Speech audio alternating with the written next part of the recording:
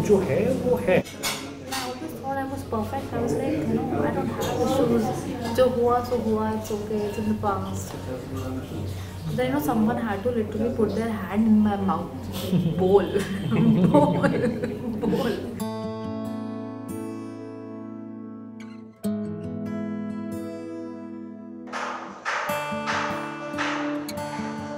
We're not able to make him understand that this behavior is not right. But I forgot that I also needed care. And then I'm back to that phase again. And I tried so hard to open myself up, but I'm back to square one because there was no one to help me.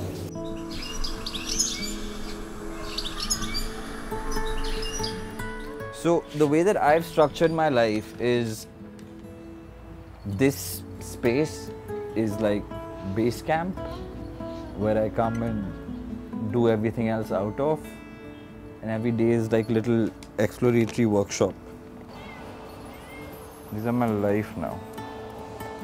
They would get me out of bed in the morning. Don't you? Don't you, baby? Imlu, say hello. Hi.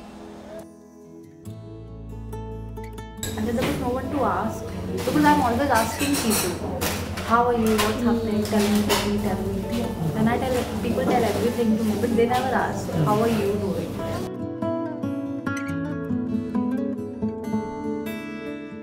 Words are not enough to explain how they feel. So that is when art comes in. I love sketching. In fact, I first joined sketching to be around her in school. Oh, I love this one. You have to see this. I mean, for anyone who's getting back up, you know, you just got to slow down, take it a day at a time, and sometimes it's way better than doing it the other way around. Sometimes you just got to slow down and take it a day at a time.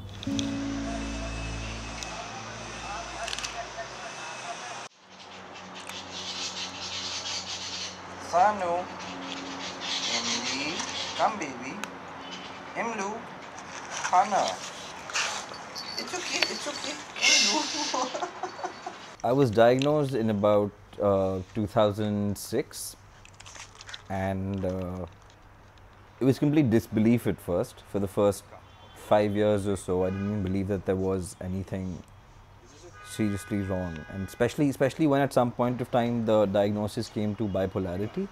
Initially it was a shock because chronic incurable mental health condition in a world where your mind's all you have, and I live 95% of my life from the mind.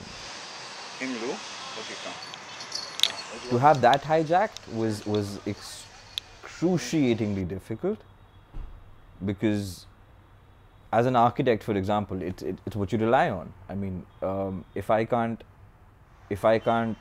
hold a design together in my head and walk through it, then I can't really be an architect. I can be in the most beautiful place in the world, but I feel nothing. I could be in the most horrible situation and I feel exactly the same. So there's no life, you know. It's just, I mean, even something as beautiful as smiling was an intellectually calculated decision, you know, and I've had phases like that as well. And till about 3 or 4 years back, treatment did not work for me. Medicine, I did all kinds of spiritual healings. I tried everything under the sun I could think of. You know, tried the self-help books, tried the medication, and finally tried to commit suicide. And it's something that's never been spoken about after that, at least by someone who formally should be doing so, be it family or doctors or anyone. My counselor now and me have spoken about it, but no one else.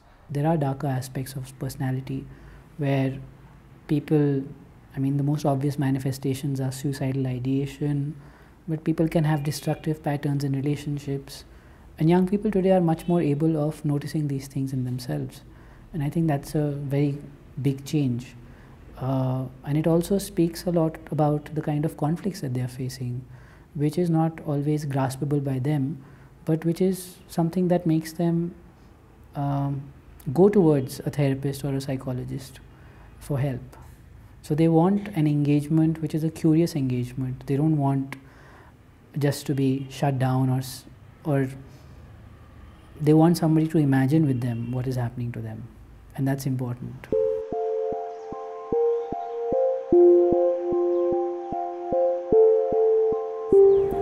So, my dad, he did not have a good connection with his mother because of the property issues and all. And I always thought that I could help him in some way, but I couldn't.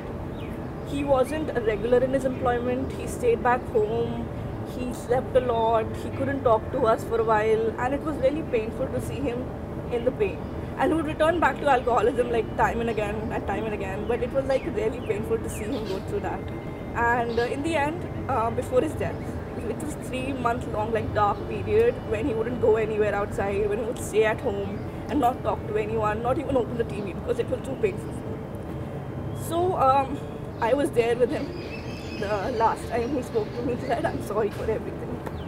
And it was really painful, I'm sorry. I still have nightmares.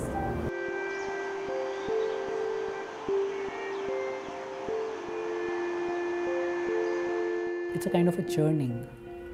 So something in the lives of young people is undergoing a churning, which often is not just connected to them, but it's also connected to the pasts of their families. So we have so many different contexts of collective trauma that our country has witnessed, whether it's the partition or they can be other forms of collective traumas. And in some ways, today's generation has to process that trauma. And that is not something which the family always has to remember or consciously remembers, but it is transferred from one generation to another.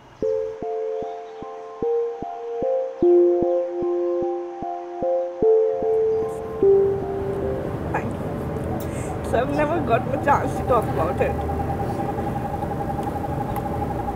Sir called me last night.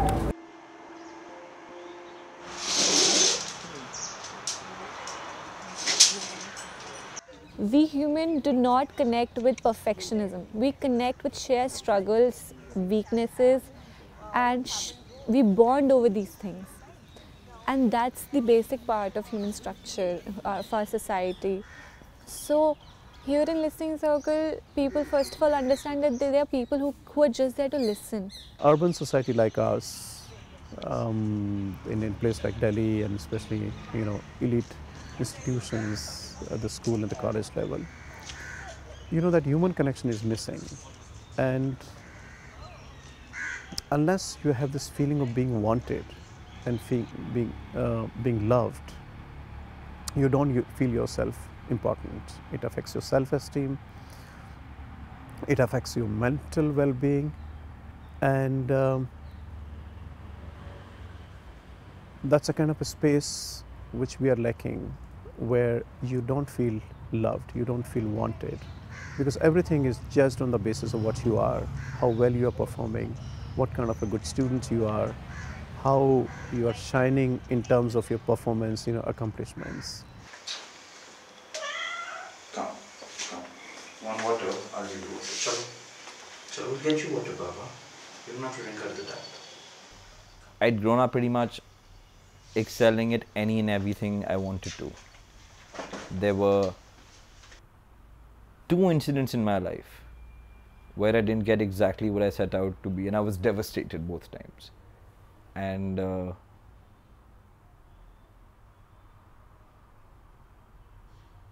you feel belittled, your faith is taken away, and it's a lot of trauma, but it doesn't need to be.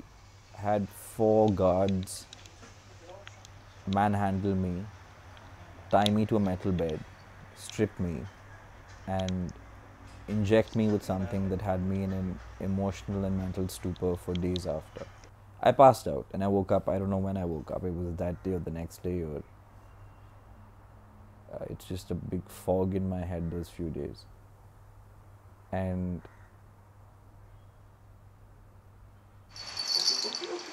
Ibu, come in. No. No. We're gonna play first. Where do you wanna go? because I was on their side of the fence, and I was just a person. I was just a person who'd set out a few days back to, you know, a step or two away from the pinnacle of his life. And that's where I ended up.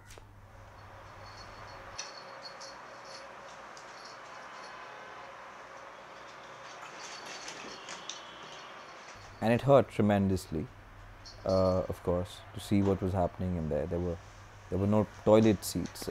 People were, you had to, it was hell. It was hell. And those memories of being tied up and what was done to me while I was tied up, and yeah. The issue is always on fixing the individual, and that is a very damaging and a very reductive way of looking at mental health, because mental health, although it can affect one person, it is never really caused just by that one person alone. So we need to start really calling a spade and saying, you know, this is what is broken. Societies are broken, the healthcare systems are broken, and therefore it's not a plague, it's all these broken systems leading to broken people. Like, I have had two of my students here whom I knew as very good, brilliant students, but I would never know the kind of struggle they also have been going through in their own lives. So unfortunately, how it happens in a highly materialistic society, which India is moving towards now, there is so much of a disconnect at the personal level. Feeling and seeing people really being insensitive about this. After all the healing, growing up, taking care of myself, I realized that to really heal and to really understand this whole thing, I really need to go out in the world and shout it at the top pitch of my voice and let people know that they are not alone. So I started listening circle because I realized there are no support groups in India. Astonished at how little help there seems to be for people. That's the first thing. I think the second thing is how scarring the families can be to the girls, to the people who came. How, you know, the alcoholism and depression and schizophrenia and the lack of treatment for them and the stigma has this terrible effect on these young women who've got to bear this burden, and young men, I suppose, too, who have to find a way without, you know, on their own resources, without much apparent help, which is very different from the UK, where I think everybody would know many ways to find help, either through the National Health Service and also through where you can get anything from, you know, unsympathetic medication and overzealous diagnosis to now what's being prescribed is, you know, knitting circles and golfing holidays and things. So there's a great range of treatments available. Self-help, then if you want to pay for counselling, it's easy to find a counsellor. For about £45, people go, well, I think all my friends have been to see counsellors. And I think there's much less stigma attached. So you feel safe that you put it out in the open with nobody. My mother being schizophrenic, me growing up in an environment where it was hard to talk about this and hard to let people know what does it really mean. The fact that people are talking about it and not ashamed about it is a very good sign, and people want to also put across the fact that it's not just the fact that we are suffering, but there is meaning to our suffering. These are all memories of different times in college. That's her with the kitten that we had adopted. I was not the problem. That's the day I got my hair cut. How I fit or misfit into my life was the problem. It was a complete mismatch of who I was and where I was, who I was and who I had to be, how I felt and how I had to pretend to feel. And that's what was just draining the living daylights out of me.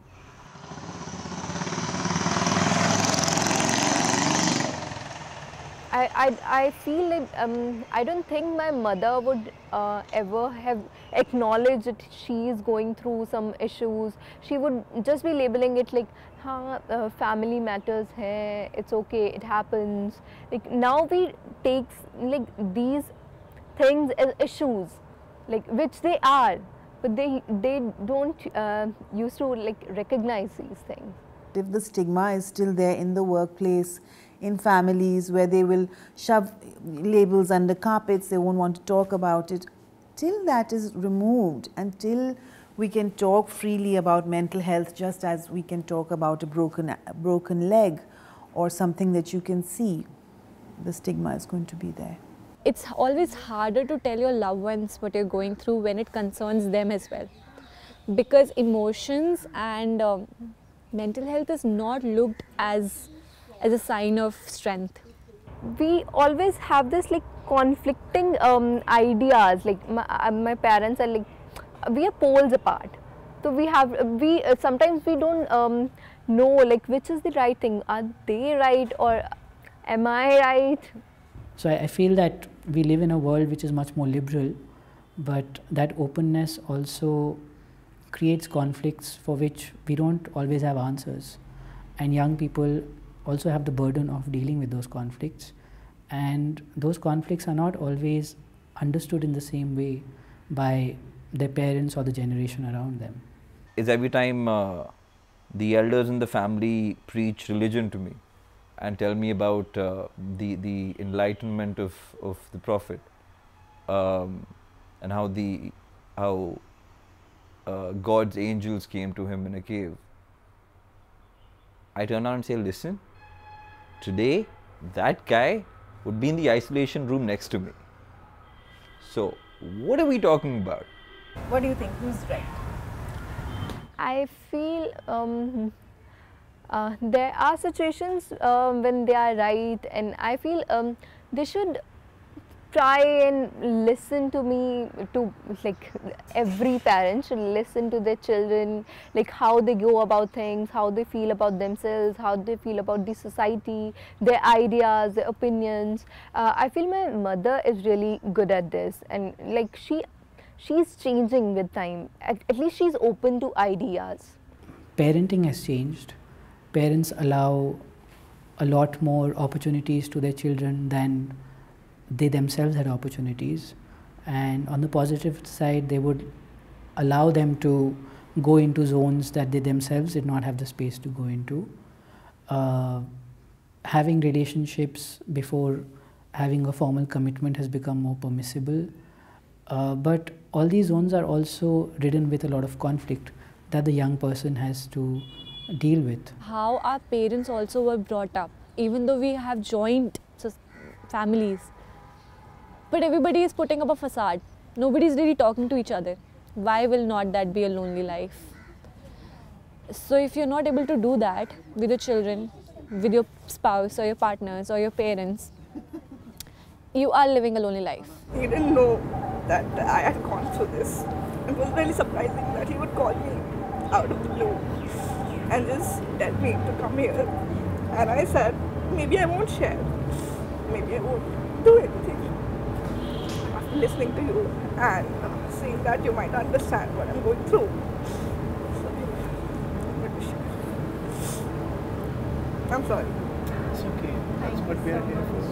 It gave me this sense of satisfaction, like that I could tell someone my story. Like there was this girl who was my junior. I had never met her earlier, but now I feel I like know her. Like I whenever I would like look at her, I know her.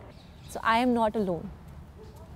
And even if it happened to her and it happened to me and it is the saddest thing ever, she's dealing with it as well. So the courage of opening up comes from there. It becomes a shared struggle. पुराना गाना है कि तुम बेसहारा हो तो किसी का सहारा बन जाओ, अपने आप सहारा मिल जाएगा। किश्ती कोई डूबती किनारे लगा दो तो अपने आप किनारे लग जाएगा, अपने आप किनारा मिल जाएगा। तो you know, when you become a support to someone, it's such an empowering feeling, and you find that it's not you who needs support, everybody needs support. And you have the power to change. If I take care of myself really well, I'll be able to take care of other people also.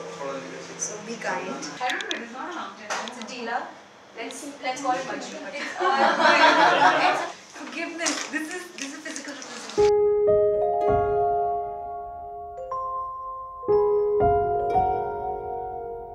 How the boy is running through the forest when a tiger starts chasing him. And as he's running, he climbs up a tree. And he runs right into a swarm of bees. He's exhausted and he sees a well in front of him. So he jumps into the well. As he's jumped into the well, he sees that the bottom is dry and there's 2 snakes there. And then he asked me, what do you think happened? I said he didn't make it. Obviously, one of these things got him. And he said no.